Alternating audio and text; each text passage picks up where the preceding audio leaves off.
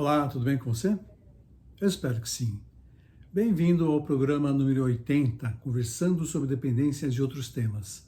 Aqui, semanalmente, eu, Paulo Moraes e a minha colega psicóloga Neide Zanelato, conversamos sobre temas relevantes relacionados às dependências em geral e também à psicologia. Então, nos acompanhe semanalmente e nos ajude na divulgação do programa para que informações relevantes possam chegar ao público em geral. O nosso tema de hoje será o seguinte: como um familiar, como uma pessoa próxima pode ajudar a uma pessoa que está tentando manter a abstinência? Então, que tipo de suporte psicológico ela pode dar? Que tipo de comportamento ela pode ter frente a situações desse tipo, para que a pessoa que está em abstinência consiga ter mais tranquilidade e manter por mais tempo a sua abstinência? Então, fique conosco até o final do programa para você receber mais dicas com relação a esse assunto. Peço para que você deixe seu like, porque assim o YouTube consegue identificar a relevância do programa e ele mostra para mais pessoas. Tá bom? Então, conto com a sua ajuda. Vamos ao programa de hoje. Muito obrigado por sua presença aqui.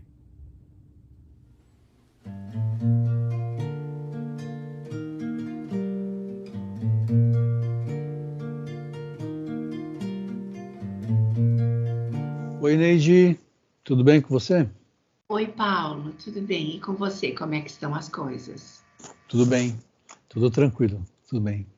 Ô, Neide, na semana passada nós ficamos de trazer o tema de hoje, né? Nosso programa número 80, que é sobre como um familiar, como uma pessoa próxima pode ajudar alguém, né, do seu convívio a manter a abstinência. Então, quais são os comportamentos, quais são as atitudes, quais são a forma de se relacionar com essas pessoas que podem favorecer a manutenção da abstinência, né? O que eu vejo muito, né, também, né, na psicoterapia é que quando a família recebe o paciente que tá abstinente, eles tendem a aumentar a cobrança, eles tendem a aumentar a vigilância, eles tendem a aumentar a expectativa em relação a como aquela pessoa que está abstinente se comporta. Eu acredito que isso é até natural, né? Porque a preocupação, o cuidado faz com que os familiares fiquem mais alertas, né? Só que, na realidade, isso acaba também gerando no paciente reações que podem ser negativas, né? Então, por exemplo, o medo de decepcionar, o medo de transparecer algum comportamento que a família faça uma leitura errônea, e tudo isso faz com que a pessoa tenha uma mudança de humor, né? Então, ela pode ficar mais triste, ela pode sentir raiva em determinados momentos, e a gente sabe que essas emoções favorecem, né? As emoções negativas favorecem a busca pela estratégia que era utilizada anteriormente. Então, por exemplo, buscar alguma substância, beber, né, para aliviar algum sentimento negativo, né? Mas eu gostaria, Neide, que você falasse, né, de uma maneira mais objetiva, né, quais são as atitudes, quais são os comportamentos que as famílias poderiam ter, que poderiam realmente ajudar na manutenção da abstinência. Então, Paulo, eu acho que são vários comportamentos que a família pode ter, né? Que se ela tem alguns comportamentos que favorecem a abstinência, se ela não tem esses comportamentos, ela coloca o paciente em risco. Então, assim, uma das primeiras coisas que a gente fala que a família recebeu o filho, o marido que saiu de uma internação. Então, assim, nós não vamos comemorar a vinda da pessoa com churrasco regado a cerveja, né? Porque, às vezes, esse é o hábito da família, né? Então, a primeira recomendação que a gente dá é que não se tenha substância dentro de casa. Se nós estamos falando de bebida alcoólica, que seja bebida alcoólica. Nos primeiros meses, quando o seu alcoolista parou de beber, o ideal é que a família não faça um uso dessa substância na frente dele. Porque, veja, se a gente bebe, por quê? A gente usa uma estratégia compensatória que é beber. Ou para se alegrar, mais do que a gente está, ou para tirar o estresse, né? Ou para se aliviar de uma dor. Se eu chego da clínica na minha casa e minha família faz um churrasco para comemorar a minha chegada e brinda com bebida alcoólica e todo mundo toma cerveja, para ficar mais alegre, veja, eu vim da internação.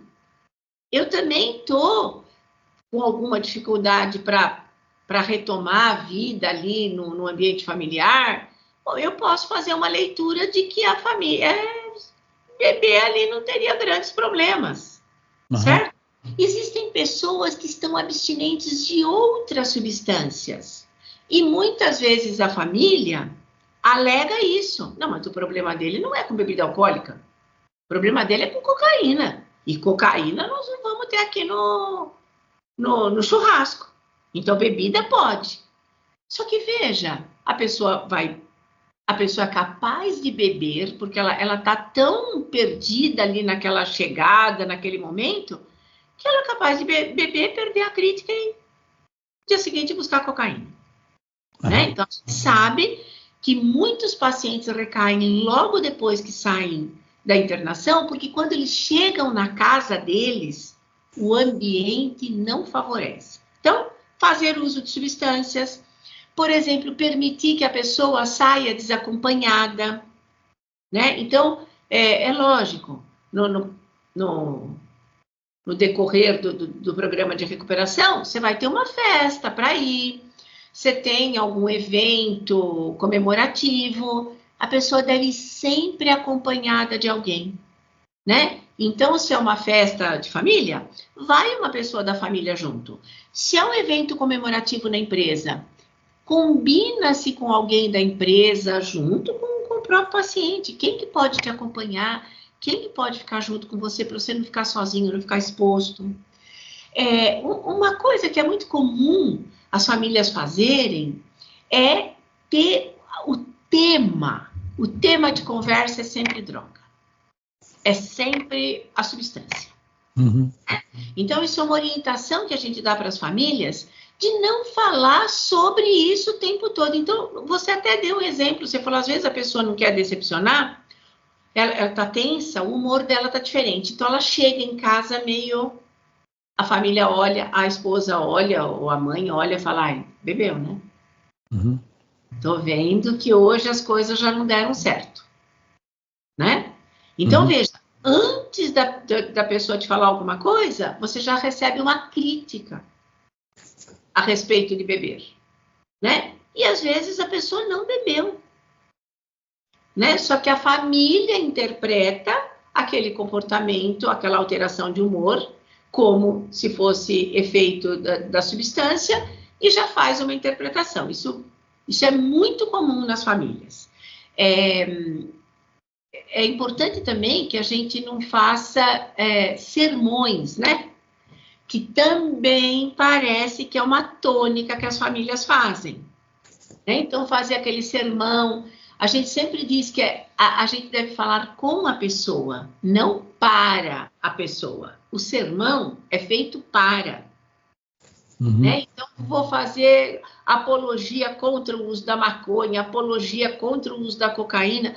Veja, a pessoa que está se tratando, ela tem um espaço para falar sobre isso.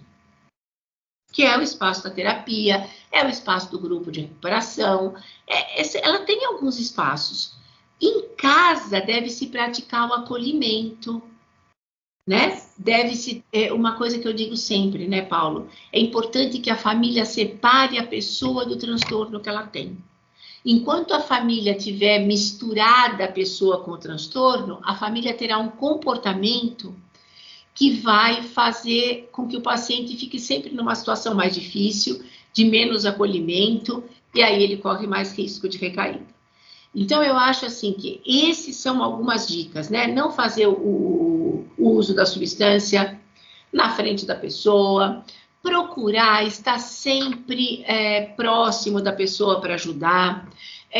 Caso a pessoa queira conversar, se dispor a conversar, praticar, ouvir sentimentos, né? Não é muito fácil ouvir dos sentimentos das pessoas, às vezes a gente quer falar dos nossos, mas seria importante que a família fizesse um treino de habilidades sociais nesse sentido, aprender a fazer críticas, né? Porque muitas vezes o que a família não faz e não deveria fazer?